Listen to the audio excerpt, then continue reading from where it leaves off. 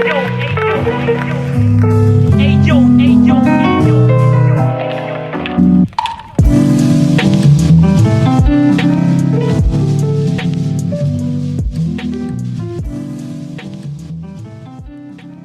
project is a no-profit foundation about visual art and photography. If you want to help us, just drop a donation on buymeacoffee.com/BerlinExplorer. So welcome to 50 Minutes of Experience, and today I'm with Karen ROHEE.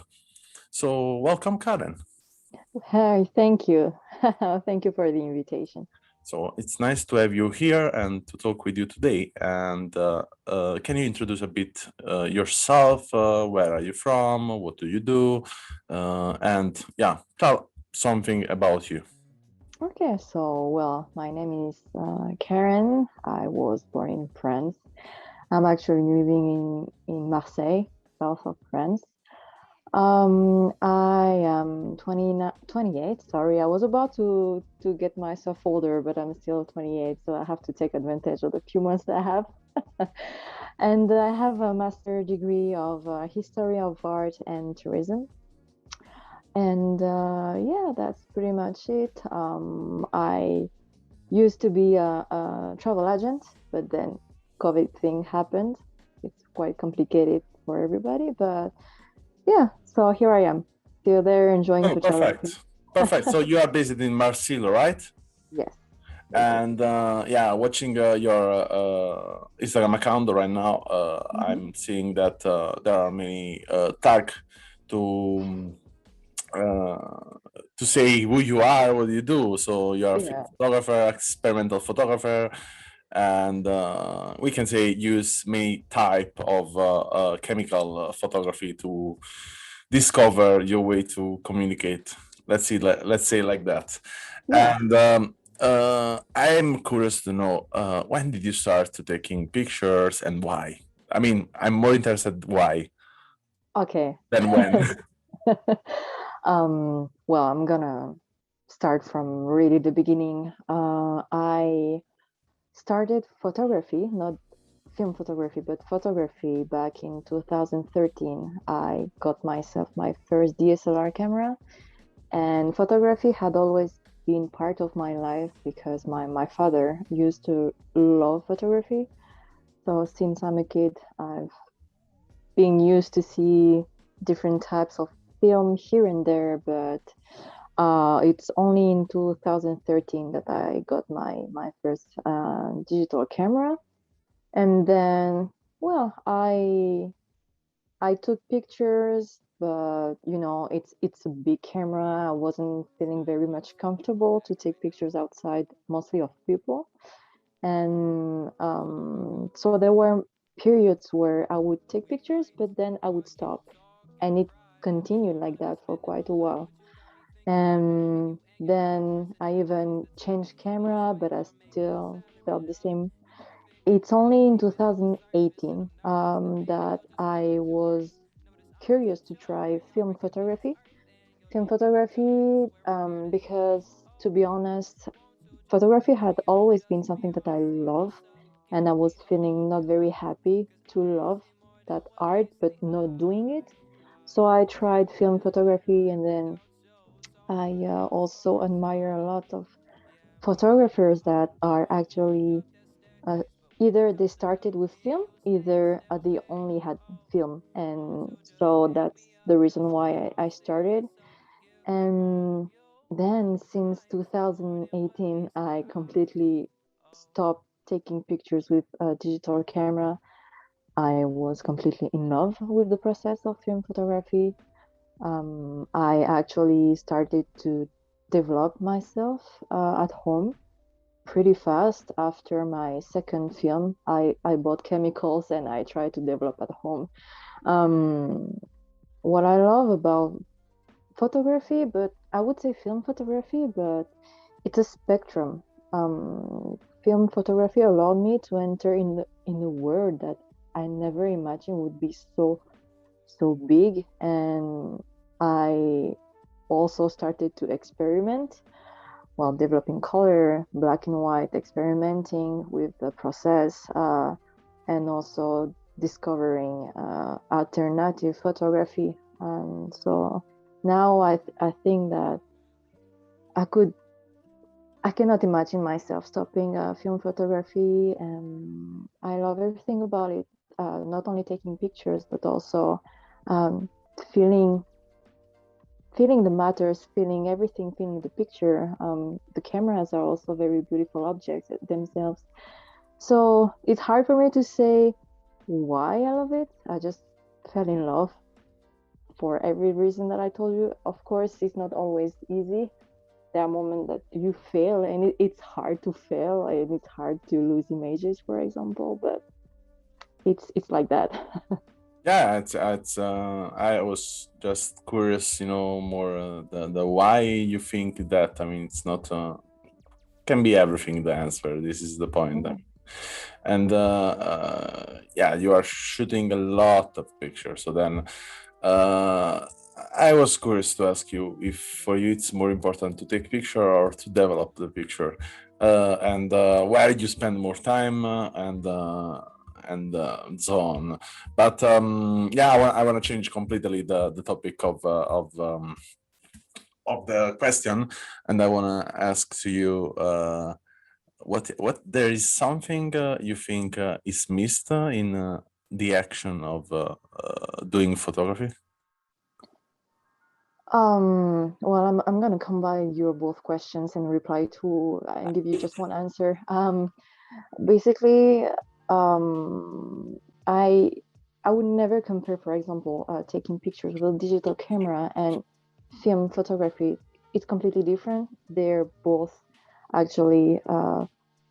It depends of everybody. Some people would rather spend a lot of money on a very expensive camera, but then you have everything. You can do everything. You can shoot color black and white, and you can uh, have some SD card, and it's done. For film photography, it's not necessarily the material that costs a lot. It's more the long run, because I would never feel myself complete as a photographer if I'm not also developing and scanning. This is my own point of view. If I stop developing, I wouldn't feel complete. But of course, this is my own experience, and this is who I am. And I spend a lot of time experimenting, mainly experimenting with film, trying different techniques. And I think that there is nothing more pleasant to discover your own images. Well, when you're doing the development yourself, it's a feeling that I wish everyone can at least once in their life try, really. Yeah, I advise too. I'm agree with you. I did for many years, and was not expensive at all. I have to say. Sometimes we think it's expensive, but it's not. I mean, depends what you want to do for sure. If you Exactly. daguerreotype picture, Yeah. we cost a bit differently. But yeah, I mean, if you have the everything depends in base of the chemical you have. We start from that. Mhm. And even yeah, for example, if you want to do it cyanotype, it's not really expensive. We can No. say you can do it at home, and yeah, you can tell me. And I was watching your picture. I don't know if I have to say your portfolio. And in any case, I have seen that you have Japanese origin. Yeah. And I was asking to myself, because I know a lot of photographers from Japan that they are developing and they are really experimental. I don't know. I want to say, for example, Daisuke Yokota. That's someone really inspired me. He do it a lot of different experimental photography. And watching your picture, I was asking to myself, okay, you do it a lot of experimentation, but in a way, I feel like that you are following a line.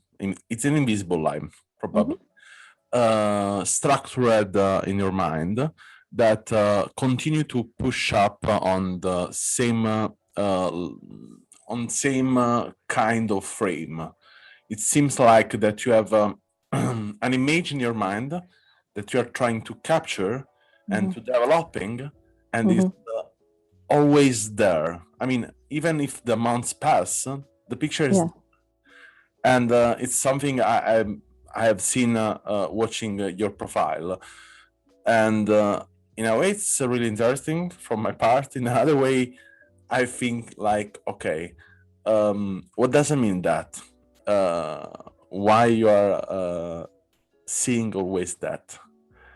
And I don't know if you ever saw that or if you ever think about that. If someone told you before. No, actually, it's very interesting because I will tell you honestly what's going on with my mind is like, uh, I think I'm a very curious person, and it's what you can see in my profile on Instagram, for example. I love to try different things. Of course, I started to take pictures outside, street photography, portrait, whatever. But then it's like when you're putting your finger in a gear and then you start to experiment more and more and more. It depends. Sometimes I have an idea, I want to do this, and then I will go ahead and do everything to create that image that I have. But I never saw my whole work as having that line that you described. It's very interesting. And I think that the only line that I see from my own point of view is that it's about everything.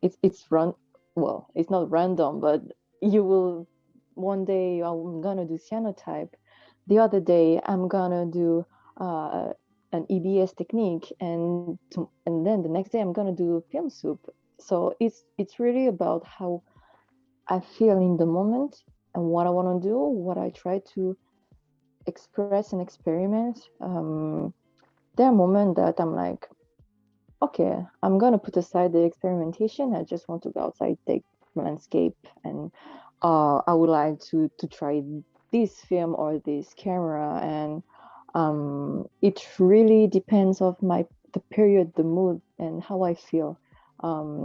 That's how I build my work. But the only really leading line that I see is that it's about everything.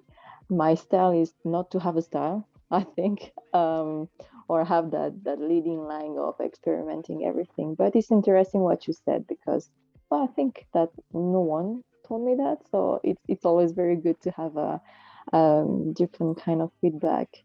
Yeah, there are some elements inside of your picture are always constantly in your vision from my. So I scrolled your profile until the end, so until the beginning, and there are subjects like architecture, nature, and landscape always.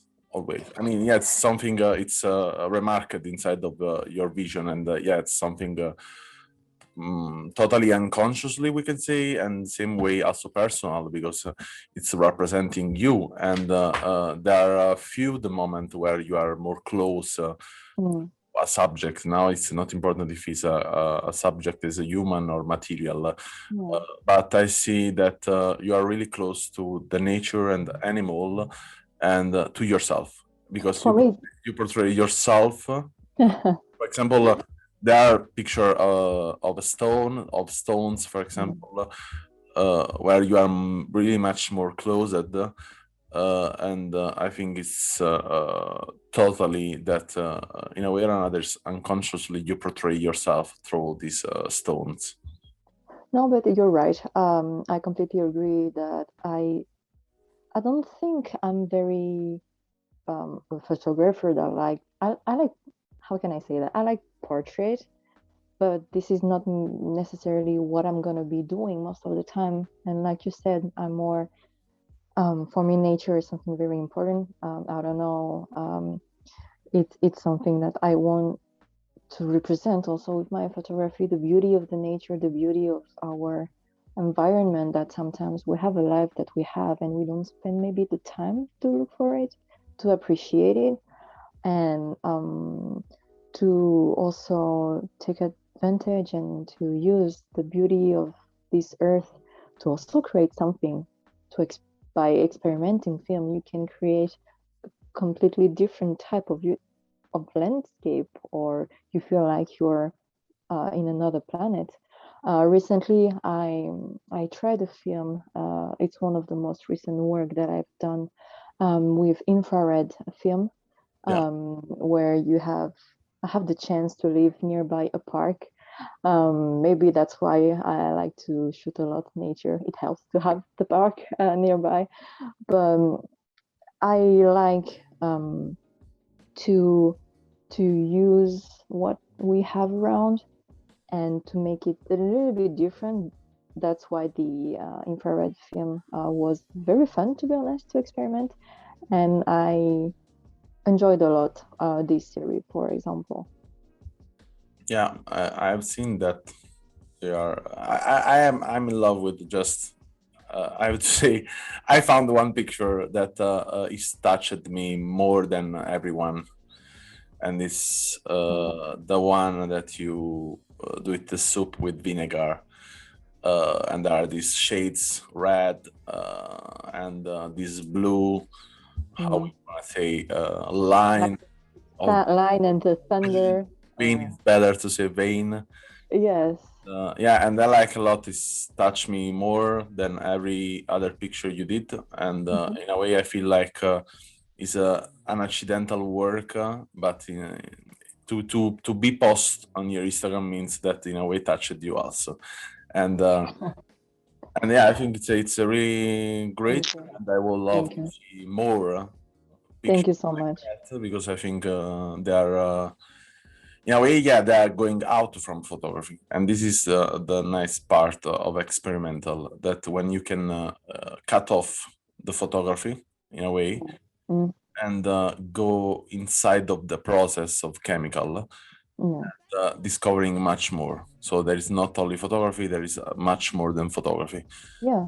And in a way, it's I think the right word is meta photography in this case for the chemical process with the soap, especially with the soap. And in base of that, I want to ask you, which is your favorite soap? I mean, the soap to eat, not Uh, one for the film. the soup You can for eat, the film, yeah. Yeah. not for the film. The one you like to eat. The one I like to eat? Ooh. Uh, I like, ooh, it's difficult. I like onion soup. I like tomato soup. These kind of things. I like it. It's not complicated, but I like it a lot. Okay. So I want to give you a challenge about that. Let's Okay. try to make soup of film with your favorite soup to eat, shooting the soup. I mean, this is really controversial. Wow. Shooting the soup that you Okay. eat Okay. and make an extra soup for film put inside. So I have to take a picture of the soup with my film that is soup with the soup. Yeah, Okay. I let's. got it. Let's see. Okay. I will take the challenge. I think it's in a way, like trying to give to the film what you like to eat. It's gonna be happy, yeah. It's gonna be like a Tamagotchi, you know. I'm gonna be feeding the Yeah, film with the thing that I eat. So let's see that. No, but I accept the yeah. challenge. It's gonna be fun. And so you said you are historical of art. What do you think Mm. about history of art? Well, my studies, yeah, I have a background of history of art, where indeed I studied a lot of architecture, obviously, architecture, painting. Um, Painting is, well, painting and drawing, it's something that I also like to do, but photography is taking me a lot of time, and unfortunately 24-hour a day is not enough. But well, I chose film photography because this is the medium that I feel more comfortable with. But yeah, I guess that history of art, studying Gothic or Roman architecture. Having this in my background also helped me in a way, I suppose, to have my eye catching some details, or I wouldn't say that my eye is completely trained, but it's something that I would notice and I would appreciate the beauty of architecture, and that's why it's something that maybe it's what I should. I have the chance to live where I'm living now. I'm next to called Le Corbusier. It's a very famous building here, and I like this place because I think that the architecture is wonderful. But I can also love to take pictures of churches, etc. I guess that the beauty of art, um, I don't know, transcend me really. I'm thinking the first question that I'm thinking when I see something that touched me is like, wow, how they could have done that by the time, and it's transcending me because you feel so small and that you are just like time stopped really.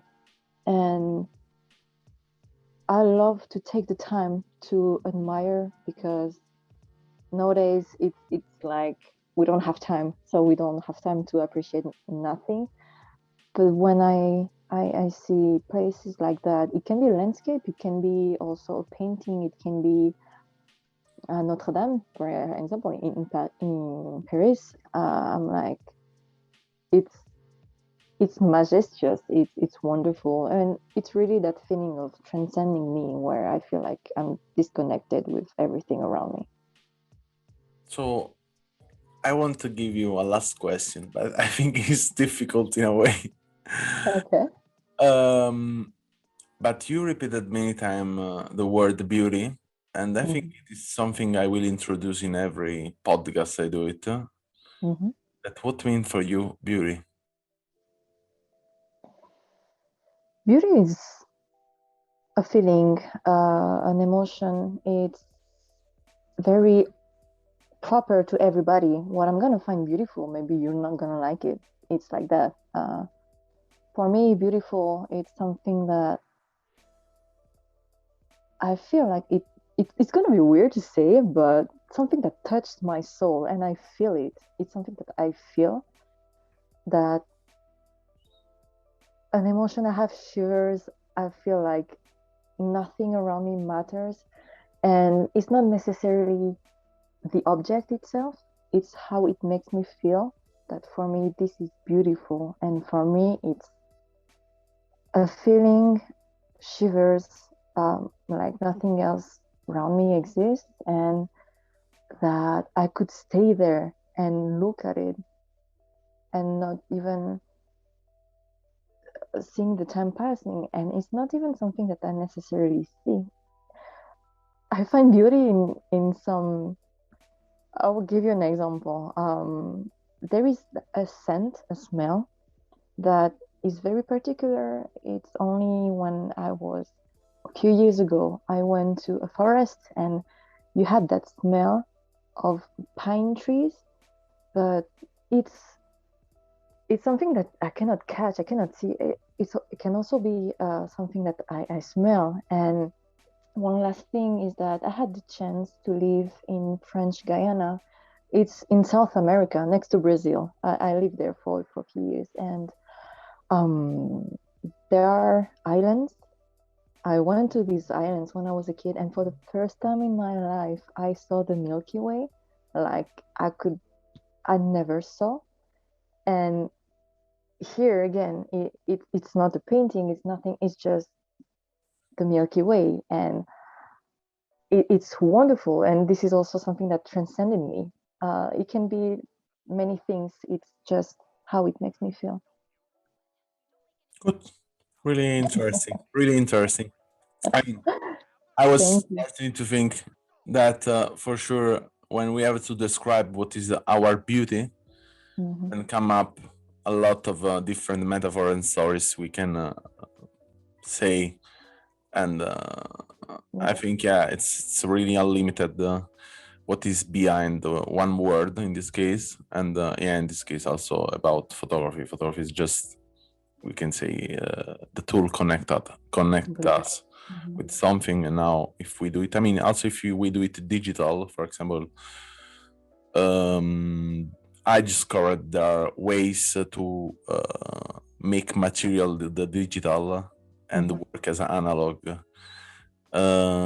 And also a really interesting technique there, but not is not really mainstream to find out that stuff now. But yeah, for sure you will discover that because I see that you're discovering different types of photography. Yes. So どうもありがとう。こちらこそありがとうございます。And if anyone want to see the work of Karen, we'll follow the link in the description. If you want to join in this conversation with your comment, your point of view, your definition of beauty, or your soup to eat for the film, will be nice. And you will find the last link in the description to send a voice message. And that's all for today. And thank you so much for the invitation, really. And see you soon. I hope in the future we will talk about the tomato soup or the onion soup. It's really interesting, I think. Be sure I will do it. Thanks for listening to our podcast. Learn more about our project at allmylinks.com/BerlinExplorer or visit our Instagram and follow BerlinExplorer project.